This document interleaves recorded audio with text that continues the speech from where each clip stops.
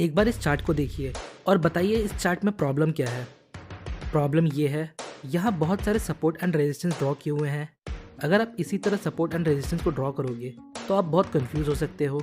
For example, suppose price यहाँ एक pull back लेता है और इसी सपोर्ट के पास हम बाई करते हैं, तो हम इस चार्ट के अकॉर्डिंग प्रॉफिट कहाँ बुक करेंगे? क्या इस लेवल पर? क्योंकि हमने यहाँ बहुत से लेवल ड्रॉ किए और ये भी एक लेवल है, तो हमने जस्ट यहाँ बाई किया और यहाँ सेल कर दिया, तो क्या ये सही है? बिल्कुल नहीं। बहुत सारे लेवल आपको कंफ्यूज कर सकते हैं, इसलिए आज के वीडियो में हम देखेंगे कैसे हमें मार्केट कंडीशन के according support and resistance level को इंपॉर्टेंस देना है, कैसे और कहाँ सपोर्ट एंड रेजिस्टेंस लेवल को ड्रॉ करना है, और लास्ट में कुछ ट्रेडिंग स्ट्रैटेजीज को देखेंगे। फर्स्ट ऑफ ऑल, हमें मार्केट कंडीशन के हिसाब से सपोर्ट एंड रेजिस्टेंस को इंपॉर्टेंस देना है, क्योंकि सर्टेन मार्केट कंडीशन के अकॉर्डिंग ये एक दूसरे से ज़्यादा स्ट्रांग हो सकते हैं।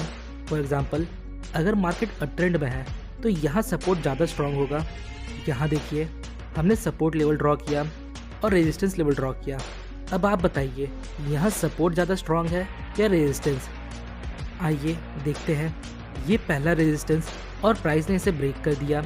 ये दूसरा, ये भी ब्रेक हो गया, और ये तीसरा रेजिस्टेंस और ये भी ब्रेक हो गया। अब सपोर्ट को देखिए, ये पहला सपोर्ट है, प्राइस ने इसे ब्रेक नहीं किया। ये दूसरा, ये भी ब्रेक नहीं हुआ, और ये तीसरा और ये भी ब्रेक नहीं हुआ। तो आप देख सकते हो, एक अप ट्रेंड में जो रेजिस्टेंस होता है उसका ब्रेक होना स्वाभाविक है, और ये लॉजिकल है, क्योंकि अगर अप ट्रेंड में रेजिस्टेंस ब्रेक नहीं होगा तो हमें higher high and higher lows कैसे मिलेगा? So in an up trend support level resistance level से ज़्यादा पावरफुल होता है। उसी तरह डाउन ट्रेंड में रेजिस्टेंस सपोर्ट से ज़्यादा पावरफुल होता है। यहाँ देखिए, ये हमारा रेजिस्टेंस है और ये सपोर्ट। प्राइस यहाँ सपोर्ट को ब्रेक करता है, फिर यहाँ और फिर यहाँ, बट प्राइस यहाँ रेजिस्टेंस को रिस्पेक्ट करता है, उसे ब्रेक नहीं करता, क्योंकि ये स्वाभाविक है। जो सपोर्ट लेवल है उसका डाउन ट्रेंड में ब्रेक होना स्वाभाविक है, तभी हमें lower low and lower highs का फॉर्मेशन मिलेगा, और lower low and lower high का फॉर्मेशन मतलब डाउन ट्रेंड, ये हम सभी को पता है। So in and down trend resistance is more powerful than support. So now the question is, हमें support and resistance level draw कैसे करना है? यहाँ देखिए, मार्केट अभी अप ट्रेंड में है, तो अप ट्रेंड के समय हमें सपोर्ट को ज़्यादा अटेंशन देना है। सो हमें यहाँ सपोर्ट लेवल ड्रॉ करना है, तो इसके लिए हमें मोस्ट रिसेंट स्विंग को देखना होगा। तो ये एक स्विंग पॉइंट है, और ये एक स्विंग है, और ये भी है, तो हमें रिसेंट के दो स्विंग पॉइंट को देखना है, जो ये पॉइंट्स है। नाउ अब हम रेक्टेंगल बॉक्स के हेल्प से सपोर्ट लेवल को ड्रॉ करेंगे, कुछ इस प्रकार।